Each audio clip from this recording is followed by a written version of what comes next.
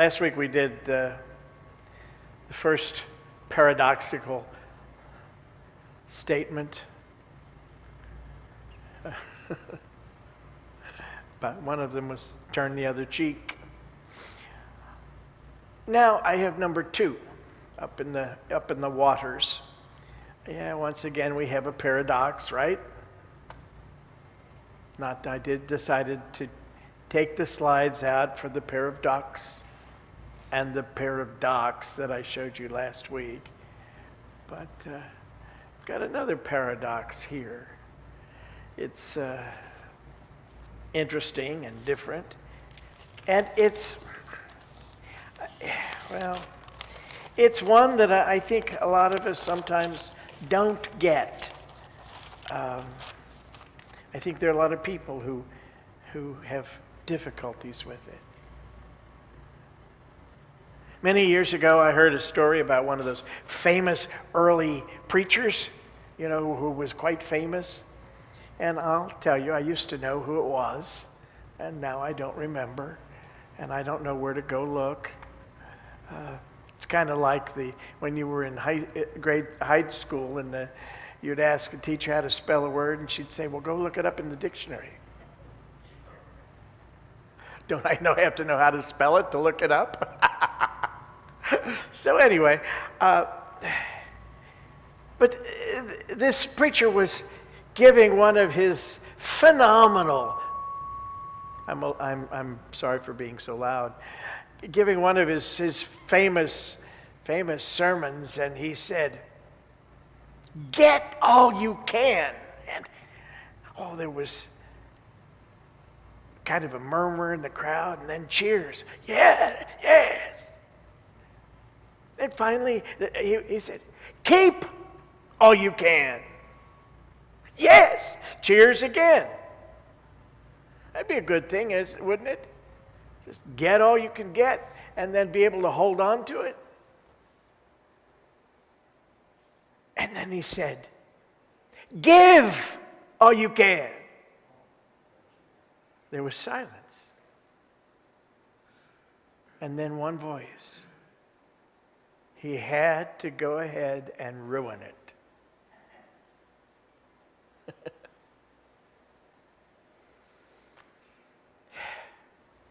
Yeah, ruin a great sermon. But he understood. You have to give to get. This whole universe functions on the translation of matter from one state to another, from exchanges of energy. Physics tells us energy is not created nor destroyed. In other words, all the energy we're ever going to see or use or need is here. It's been here. It only changes form. You put a roast in the oven for dinner tonight, and you forget it. What was a lovely roast can become smoke, carbon, a smell, a disappointment. But all of those bundles of energy are still around. They're still atoms. They have dispersed. Did you ever boil a tea kettle dry? Sure have. Did you ever do it with a pressure cooker? My friend Marion taught me how to use a pressure cooker back in the 60s. And this one evening in my apartment, I decided to prepare something I don't really remember. It's likely to have been tongue. Okay, well, I've offended several of you. You've never had tongue sandwiches? Okay. So she she taught me about tongue and then how to prepare tongue in a pressure cooker. So I put the pressure cooker on in the kitchen. I had a third floor apartment, one of those old 1920s or earlier enamel stoves up on legs with a high oven on the side. It was that sort of ivory color and a light green enamel. Gas stove, of course. So I put the pressure cooker on, and then I went into what was the front room in my apartment and the third floor of this house, where I had my piano, it was the living room, and I started practicing. And you may not know what happens when I start doing something like that, but I transcend time and space. What do you mean it's 2 hours? I thought it was just about 10 minutes ago I sat down. Well, as I was playing Chopin, as I remember, I heard bang! I didn't know whether to clutch my chest and look for blood and then I remembered. Pressure cooker. It had a plug in the lid that was the release in case it overheated. It had cooked dry, and then it melted the plug, and that went flying out. Behind the stove was natural brick. It went into the brick like a bullet hole. I'm glad I was in another room instead of hovering over it. Yeah. The water, did it cease to exist? No. It changed state. It became vapor. And that vapor shot out of that hole that was left in the top of the pressure cooker and dispersed its atoms throughout the universe, or at least around my kitchen. But it still existed. There's conservation of energy in this world. And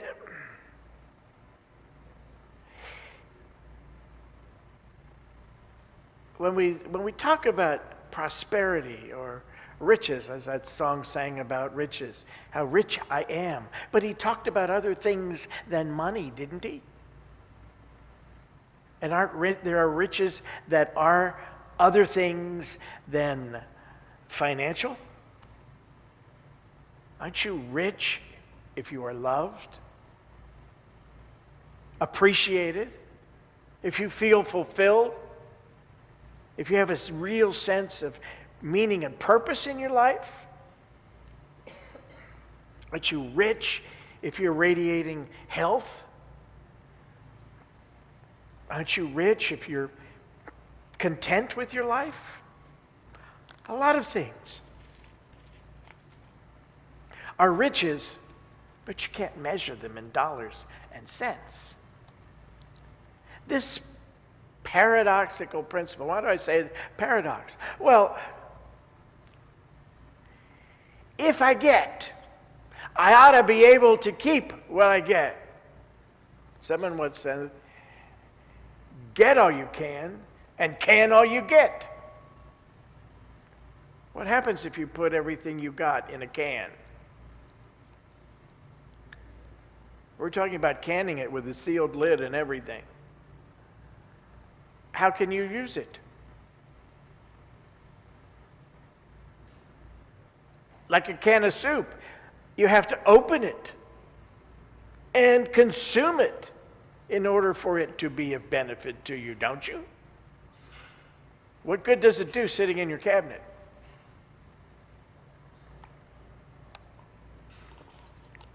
I once bought Marion a gift.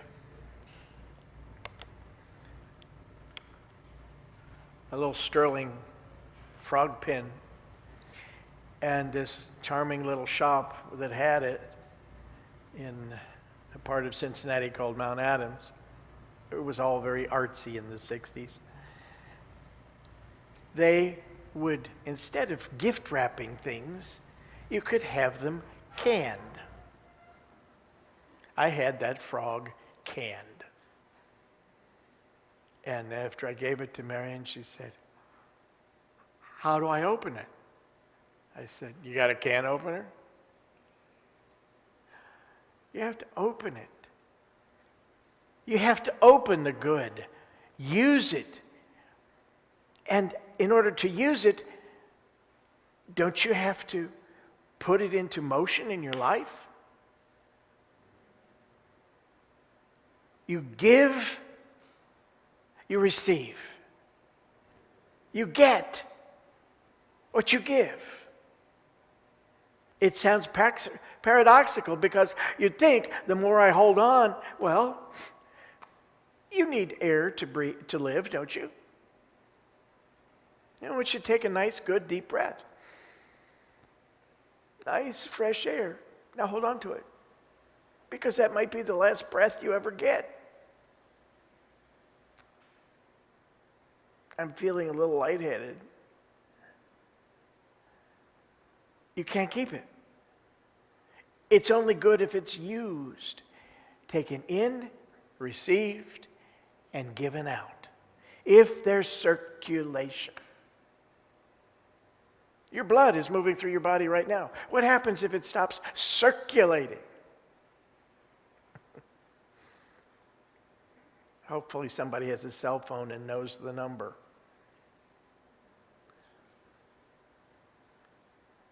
But we think of that, okay, well, those are things where circulation is necessary. Circulation occurs throughout the universe. You want love? Are you giving love? Are you being loving? Love is God, that sense of oneness and unity and connection with God. You let God's love flow through you. Do you? You want acceptance. Do you give acceptance? Remember, you get what you give.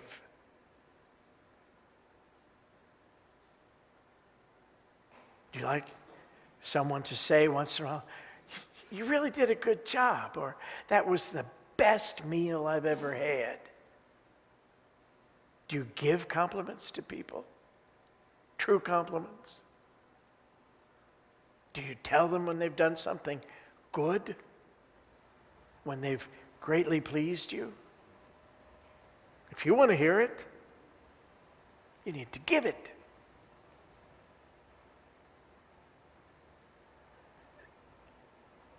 This principle, you have to give to get, proves itself throughout nature and on every level of life. Whenever we attempt to hoard anything, well, sometimes we hoard love. Well, that person doesn't deserve my love. That person doesn't deserve my approval or acceptance. You can't hoard something and then increase good in your life. It doesn't work that way. It's about flow. You've got electricity in your house, right? I would hope most of you do, most of the time. Maybe a few weeks ago, some of you didn't have some for a while. But what happens if you have electricity in your house, but you don't turn it on? It's dark in here.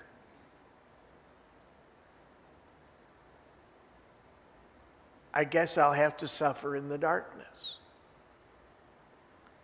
You have to flip a switch. You know what the switch does? It completes the circuit so that what comes in can go back out. I've thought about it for a lot of years now, and I understand. We have alternating current, right?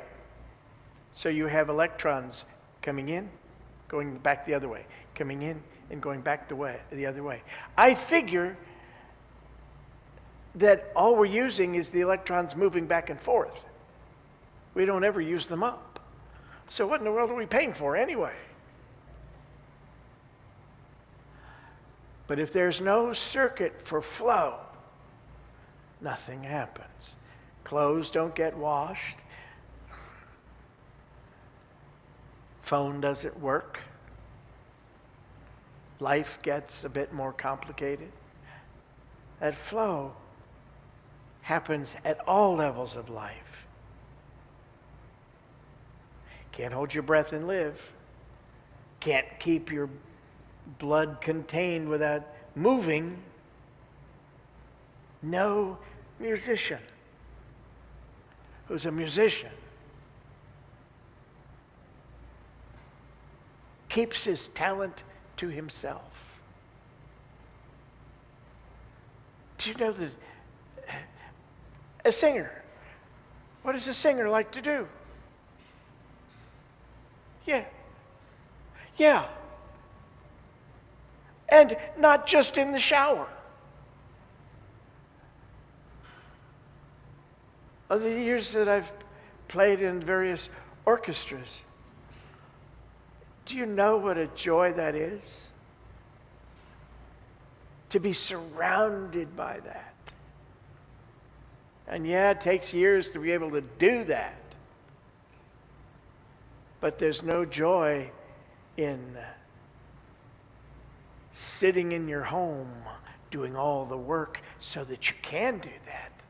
The joy is in the performance. The joy is in the making of music. And often, that's a group project.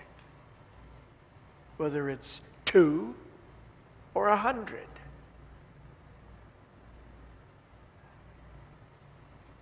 Only a few people do it all by themselves. Piano players, church organists. Yeah. It's got to be shared. Do you read books?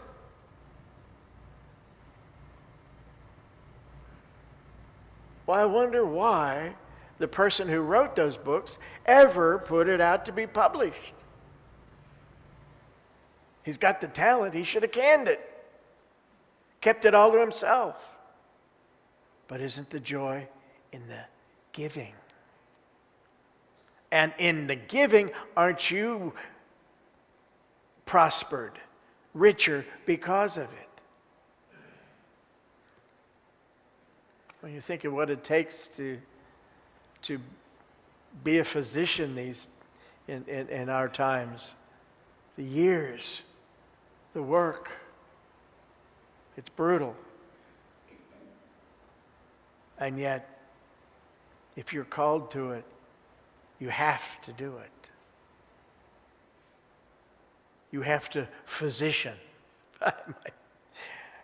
You have to work with people. We have to give if we expect to receive anything.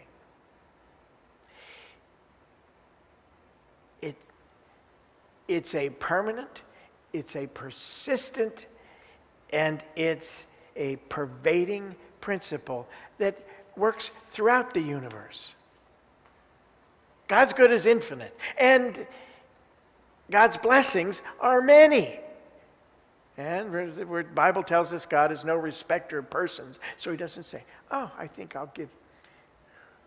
Well, a clerk selling lottery tickets, and yes, I bought one last night. She said, I sold $1 million scratch-off. Really? Really? Well, I'm glad you're selling the ticket to me tonight. She said the person came back and told her about it. Now, I have a philosophy. You tip the dealer. That was one of my friend Carolyn's expressions. She went to Las Vegas a lot. Her brother was a professional gambler, and she always said, Greg, I have to tip the dealer. And I said, they told you about it. Did they give you a tip? She said, they told me about it.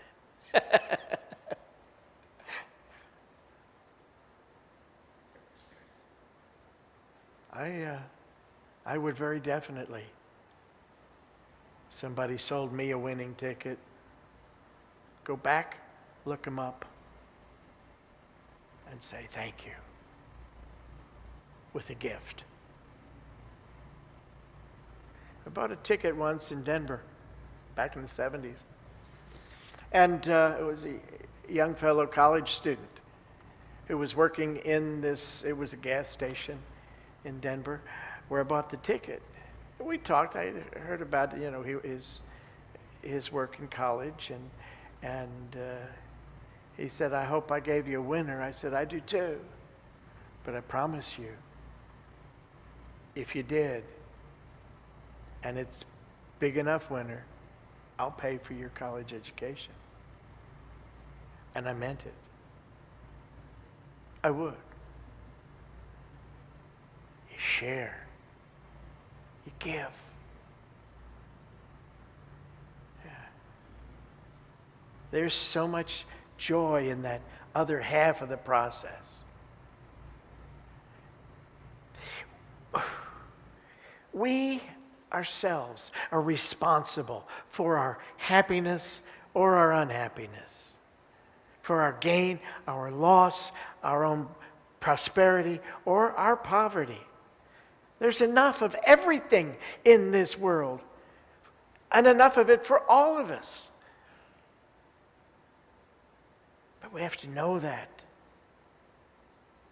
It's our lack of insight, being able to see and understand that it is present. Being able, in spite of outer appearances, which change, in spite of our human perception, to realize there is infinite abundance in this universe for you, for me, for all of us. Ignorance keeps the flow away. Ignorance of this paradoxical principle can prevent any or all of us from experiencing the good that's been prepared for us since the beginning.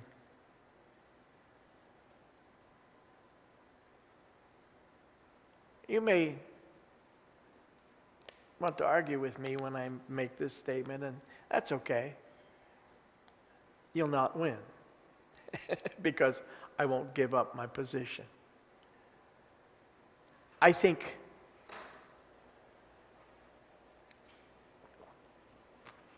that the richest man who ever lived, ever, made a profound statement. All that the Father has is mine. You know who said that? Absolutely. Do you doubt that he was the richest man who ever lived? Did he have an income? Did he have a job? Oh, we go ahead and say, he was a carpenter. Where was the shop? Do you ever see anything about him making a chair? Or a chest of drawers? Or a dining room table? Did he ever use carpentry as a symbol in one of his parables? The kingdom of heaven is like a crosscut saw. Never. Never. He traveled all around the country. I don't hear anything, read anything about him going to buy groceries or having to do work along the way to get the money to buy the groceries. His clothes, the best. Remember at the crucifixion, the soldiers gambled for his outer cloak because it was a fine piece of goods. Rich consciousness. Now, through all of this, there's one spiritual condition to abundance, to true wealth, and to the fulfillment of this paradox. Give to get is first the right kind of consciousness. Well, what kind of consciousness is that, Greg? I mean, I have a consciousness and I believe in God. Yeah. You believe in God. Do you believe that all that the Father has is mine to use and to share? Oh, well, no, I don't. You need a consciousness that knows that it's here for you. God, yeah, it all belongs to God, but God wants you to have some of it and use it. And to use it, you have to put it into motion in this world. Just imagine, everybody who has any money at all, you hold on to every dime you got. What's going to happen? The whole economy of this planet will collapse. It doesn't matter how much you have in your hand in this moment, as long as it's flowing. You give it out, you take it in. As long as it's moving, as long as we keep agreeing that this piece of paper in our pockets has meaning, and we allow it to move like energy should flow, it works. Let your life flow. Right kind of consciousness. That your motive is, yes, to enjoy it, but also to share some of it, to be a beneficial presence, and to always look first to God.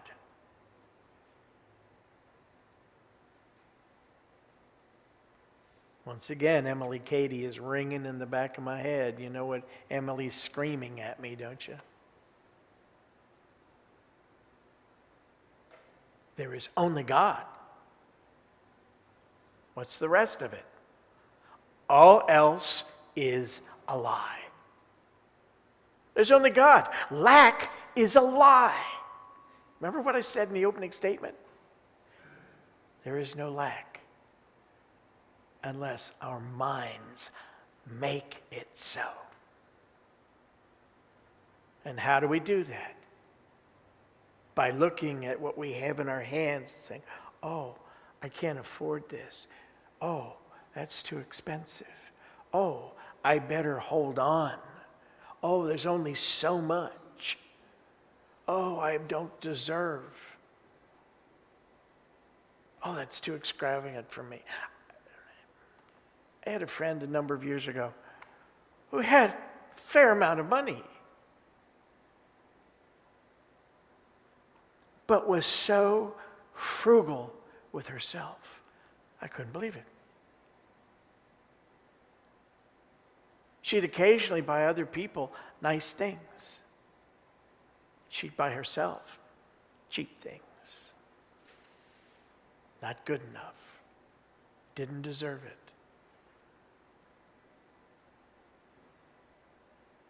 When she spent it on somebody else, somebody had the pleasure and the joy of receiving. And I hope she had the joy of giving. But she didn't allow it to touch her much.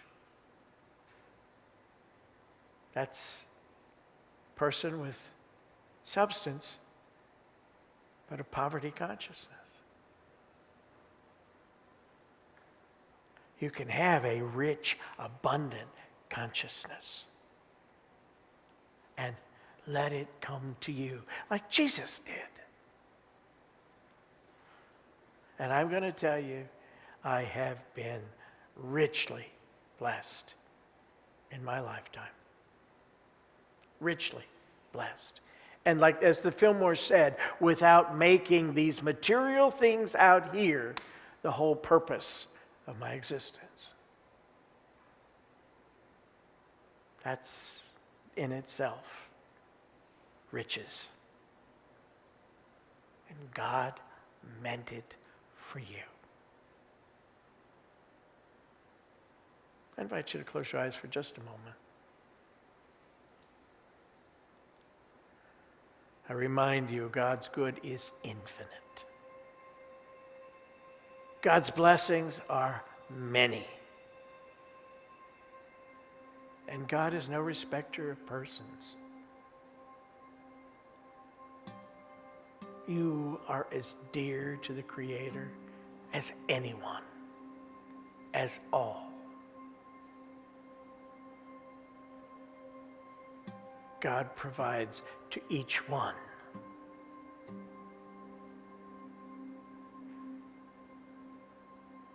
But each one must have a consciousness that is open, receptive, and responsive to receive and to be a good steward of what is given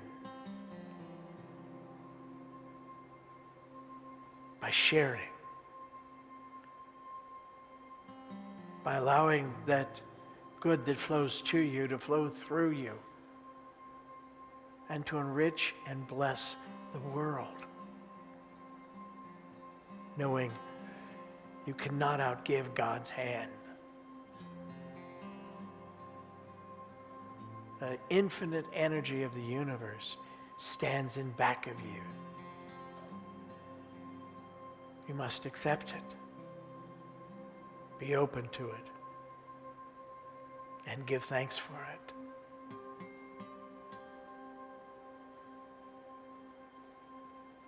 Father, may we see the blessings that are ours here and now.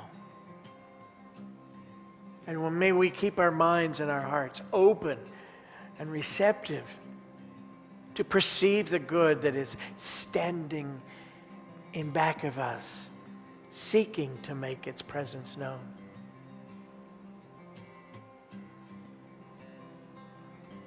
Let us reveal to ourselves all those things that we hold in mind that block the free flow of God's good.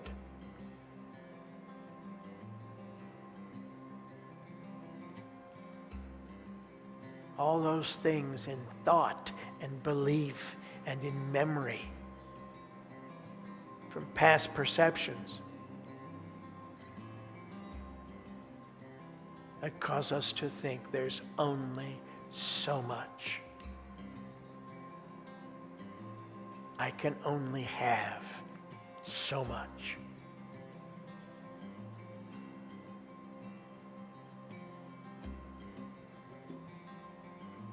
Let us change our thinking to conform to that of Jesus Christ. All that the Father has is mine to use and to share. All that the Father has is mine to use and to share. Together, all that the Father has is mine to use and to share.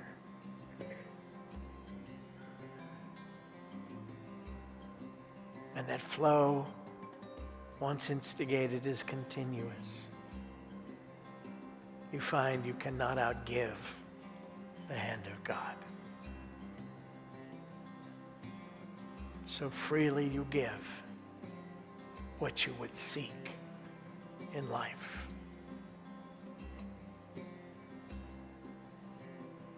Thank you, God. Amen.